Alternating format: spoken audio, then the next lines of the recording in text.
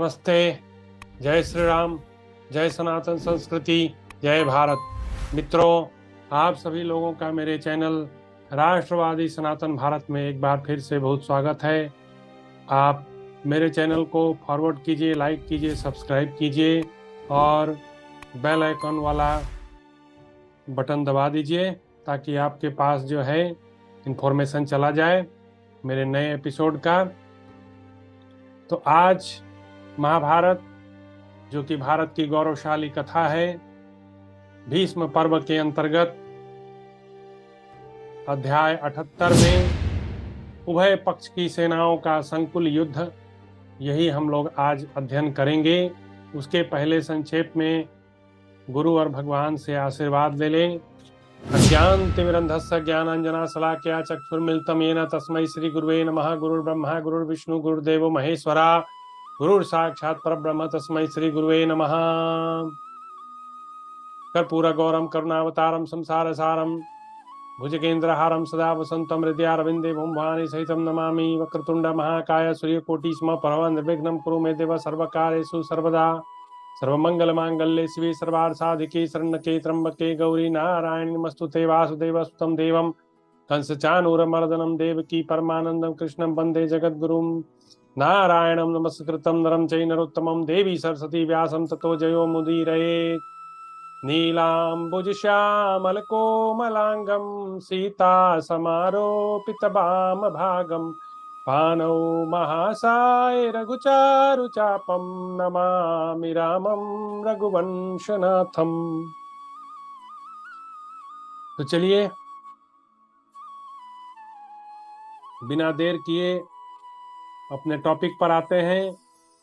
जैसा कि हर बार संजय उवाच, Sanjay is doing live telecast to Dhritarashtra from the battlefield of Kurukshetra.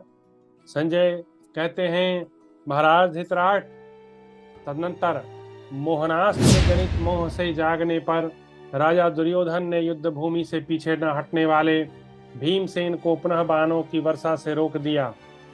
इसके पहले वाले एपिसोड में हमने देखा कि धृष्टद्युम्न ने मोहनास्त्र मारा, लेकिन उसके बदले में द्रोणाचार्य ने आके एक ऐसा उस अस्त्र का काट मारा जिससे सारे सम्मोहन खत्म हो गए, सारी मूर्छा टूट गई कौरवों की, और दुर्योधन फिर से लड़ने के लिए तत्पर हो गया और भीष्म पर बाणों की वर्षा करने लगा।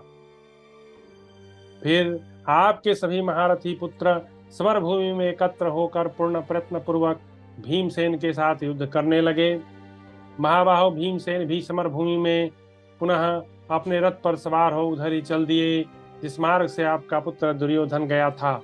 उन्होंने युद्ध स्थल में मृत्यु की प्राप्ति कराने वाले महान वेगशाली सुदृढ़ धनुष को लेकर उस पर प्रत्यंचा चढ़ाई और अनेक बाणों द्वारा आपके पुत्रों को घायल कर दिया। तब राजा दुर्योधन ने महाबली भीमसेन के मर्मस्थलों में अत्यंत तीखे नाराज से गहरी चोट पहुंचाई। अब यह पूरा युद्ध का डिस्क्रिप्शन है, इसमें मेरे लिए कुछ ज़्यादा बचता नहीं है आप लोगों को इस एक्सप्लेन करूं। जहां कहीं भी आएगा मैं ज़रूर एक्सप्लेन करूंगा, लेकिन मैं कोशिश यही करता हूं कि कथा जो है आपके लिए बोरिंग ना साबित हो, उसको इंटरेस्टिंग बनाया जाए। इसीलिए मैं बीच बीच में कुछ ब्रेक देता हूं, कुछ नई चीज़ें जोड़ता हूं जो मैं जानता हूं, लिंक करता हूं। तो यहाँ पर प्योर युद्ध का डिस्क्रिप्शन है, इसमें ज़्यादा कुछ जोड़ जाड़ करने का जगह बचता नहीं है मेरे लिए, तो मैं वही पढ़ रहा हूँ आपके सामने। कृपया बने रहिए, कुछ न कुछ इंटरेस्टिंग जरूर आएगा। आपके धनुर्धर पुत्र के द्वारा चलाए हुए बाण से अत्यंत पीड़ित हो महाधनुर्धर भीमसेन ने क्रोध से लाल आंखें करके वेग पूर्वक धनुष को खींचा। 3 बाणों से दुर्योधन की दोनों भुजाओं तथा छाती में चोट पहुंचाई। उन बाणों द्वारा राजा दुर्योधन 3 शिखरों से युक्त गिरिराज की भांति शोभा पाने लगा। क्रोध में भरे हुए इन दोनों वीरों को समर भूमि में एक दूसरे पर प्रहार करते देख दुर्योधन के सभी सूरवीर छोटे भाई प्राणों का मोह छोड़कर भयंकर कर्म करने वाले भीमसेन को जीवित पकड़ने के विषय में पहली की हुई सलाह को याद करके दृढ़ निश्चय पर पहुंचकर उन्हें पकड़ने का उद्योग करने लगे। जैसा कि पहले दुर्योधन ने समझा रखा था कि भीम को जीते जी जो है बंदी बना लो, फिर we will do negotiation with Pandavas. तो जीवित पकड़ने के पीछे उद्देश्य क्या होता है? निगोशिएशन किया जाएगा। इसीलिए उन लोग का प्लान था कि भीम को जीवित पकड़ लो, then we will do some blackmailing, some negotiation, and then we will again do some षड्यंत्र, and then we will again win। लेकिन ऐसा होगा नहीं। महाराज उन्हें युद्ध में आक्रमण करते देख जैसे हाथी अपने विपक्षी हाथियों की ओर दौड़ता है, उसी प्रकार महाबली भीमसेन उनकी अगवानी के लिए आगे बढ़े। नरेश्वर महायशस्वी और तेजस्वी भीमसेन अत्यंत क्रोध में भरे थे। उन्होंने आपके पुत्र चित्रसेन पर एक नाराज के द्वारा प्रहार किया। भारत इसी प्रकार रणभूमि में सोने की पंख वाले अत्यंत तीखे बहुसंख्यक बाणों द्वारा उन्होंने आपके अन्य पुत्रों को पीड़ित किया। महाराज धृतराष्ट्र तत्पश्चात अपनी सेनाओं को सब प्रकार से समरभूमि में स्थापित करके भीमसेन के पद चिन्हों पर चलने वाले उन अभिमन्यु आदि 12 महारथियों ने, जिन्हें धर्मराज युधिष्ठिर ने भेजा था, आपके महाबली पुत्रों पर धावा। अभी जो है युधिष्ठिर के द्वारा भेजा हुआ backup plan under the leadership of Abhimanyu, अभी जो है अभिमन्यु ने आक्रमण किया। क्योंकि भीम जी अकेले बहुत देर से लड़ रहे थे, उसका साथ जो है धृष्टद्युम्न दे रहे थे, लेकिन धृष्टद्युम्न के सामने जो है द्रोणाचार्य आ गए। तो अभी जो है युधिष्ठिर जी के द्वारा भेजी हुई team under the leadership of Abhimanyu, they have some backup plan, now they are doing धावा। Let's see. वे सब के सब रथ पर बैठे हुए सूरवीर, सूर्य और अग्नि के समान तेजस्वी, महाधनुर्धर, उत्तम शोभा से प्रकाशमान, स्वर्णमय मुकुट से जगमग प्रतीत होने वाले अत्यंत कांतिमान थे। उस महासमर में उन्हें आते देखकर आपके महाबली पुत्र भीमसेन को छोड़कर वहां से दूर हट गए। अब जब देखा कि बैकअप प्लान है पांडव टीम का, तो कौरव टीम जो है पीछे हटने लगी।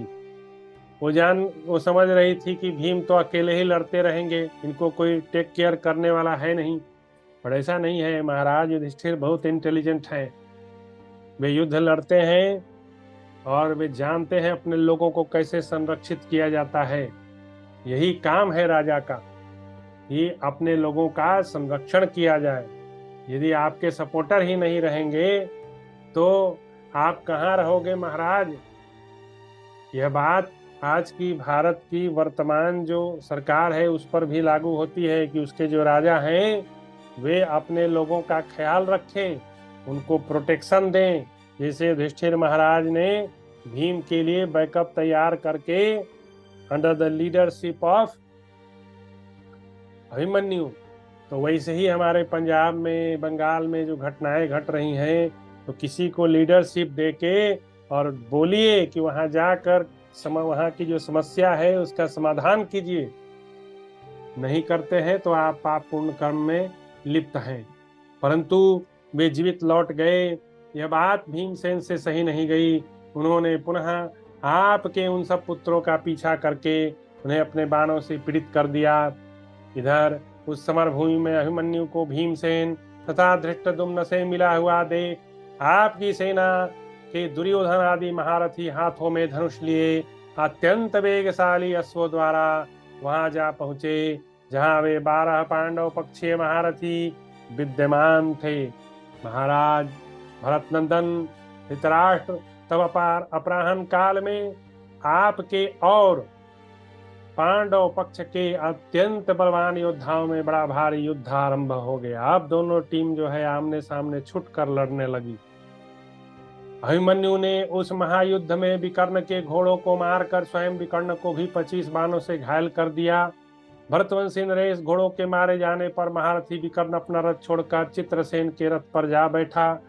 भरतनंदन अभिमन्यु ने एक रथ पर बैठे हुए उन दोनों वंशवर्धक भ्राताओं को अपने बाणों के जाल से आच्छादित कर दिया। चित्रसेन और विकर्ण ने भी लोहे के 5 बाणों से अभिमन्यु को बीध डाला। उस आघात से अर्जुन कुमार अभिमन्यु विचलित नहीं हुआ, मेरु पर्वत की भांति अधिक खरा रहा। आर्य राजेंद्र, दुशासन ने अकेले ही समरभूमि में 5 कई राजकुमारों के साथ युद्ध किया। यह एक अद्भुत सी बात हुई, क्योंकि दुशासन के बारे में कोई सोचा नहीं था, लेकिन वह अकेला ही 5 कई कुमारों से जो है अकेले लड़ रहा था। यह आश्चर्यजनक बात है। प्रजानाथ, युद्ध में कुपित हुए द्रौपदी के 5 पुत्रों ने विषधर सर्प के समान आकार वाले भयंकर बाणों द्वारा आपके पुत्र दुर्योधन को आगे बढ़ने से रोक दिया। राजन, तब आपके दुर्धर्ष पुत्र ने भी तीखे सहायकों द्वारा रणभूमि में द्रौपदी के 5 पुत्रों पर पृथक पृथक प्रहार किया। फिर उनके द्वारा भी अत्यंत घायल हो किए जाने पर आपका पुत्र रक्त से नहा उठा और गेरु आदि धातुओं से मिश्रित झरनों के जल से युक्त पर्वत की तरह शोभा पाने लगा, मतलब खून में लथपथ हो गया। राजन, तदनंतर बलवान भीष्म भी संग्राम भूमि में पांडव सेना को उसी प्रकार खदेड़ने लगे जैसे चरवाहा पशुओं को हाँकता है। भीष्म जी जो है आकर मोर्चा संभाले। प्रजानाथ, तदनंतर शत्रुओं का संहार करते हुए अर्जुन के गांडीव धनुष का घोष सेना के दक्षिण भाग से प्रकट हुआ। उधर से अर्जुन जी जो है आक्रमण किए।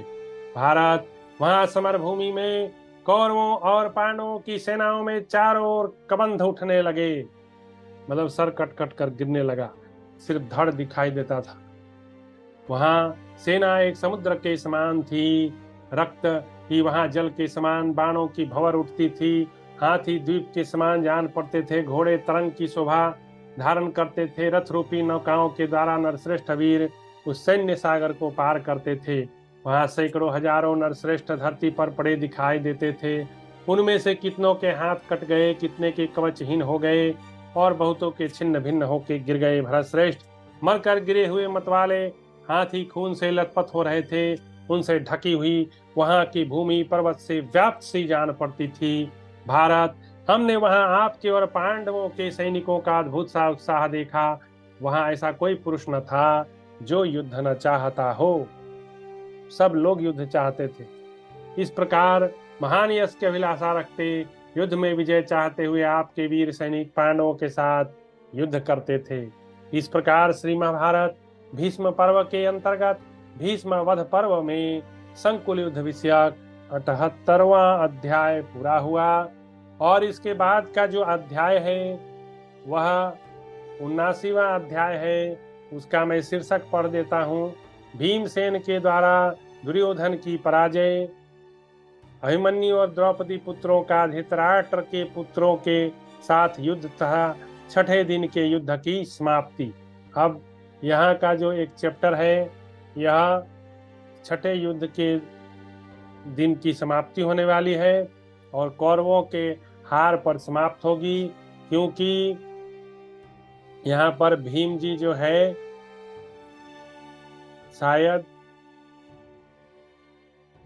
जैसा कि हेडिंग बता रहा है कि भीमसेन के बाण से मूर्छित दुर्योधन, तो दुर्योधन यहाँ हारने वाला है। मतलब 6ठे दिन का युद्ध जो है वह पांडवों के नाम हुआ, क्योंकि दुर्योधन पराजित हुआ। तो यह एक बहुत बड़ा चैप्टर है और इस चैप्टर के खत्म होने के बाद भीष्म द्वारा दुर्योधन को आश्वासन तथा 7वें दिन के युद्ध के लिए कौरव सेना का प्रस्थान होगा। लेकिन अभी मैं कथा को यहीं विराम दूंगा, क्योंकि कथा बहुत लंबी हो जाती है तो शायद दर्शकों को परेशानी होती है, वे थोड़ा उकता जाते होंगे लंबा एपिसोड होने से। तो मैं प्रयत्न करूंगा कि एपिसोड को छोटा ही रखूं। मैं अपनी वाणी को विराम दूंगा। विराम देने से पहले आपसे फिर एक बार मैं रिक्वेस्ट करूंगा कि आप जरा बेल वाली आइकन दबा दें और मेरे चैनल को सब्सक्राइब करें, लाइक करें, फॉरवर्ड करें, कमेंट करें। स्वागत है, बस इसे दूर दूर तक पहुंचाएं, क्योंकि यह सत्य घटनाओं पर आधारित है। यथार्थ महाभारत है जो वेदव्यास के कलम से लिखी गई और गीता प्रेस के द्वारा प्रकाशित हुई है। 6 वॉल्यूम का यह महाभारत है, जिसमें मैं 3रे वॉल्यूम के बहुत अंतिम चरण में हूँ। इसके बाद 3 वॉल्यूम और बचेगा, लेकिन यह मेरा आप लोगों से प्रॉमिस है कि मैं सारे के सारे एपिसोड आप लोगों के समक्ष रखूंगा, और आप लोग चाहे तो कुछ थोड़ा बहुत सजेशन दीजिए, स्वागत है। तो मैं अपनी वाणी को विराम दूंगा। जय श्री राम, जय सनातन संस्कृति, जय भारत।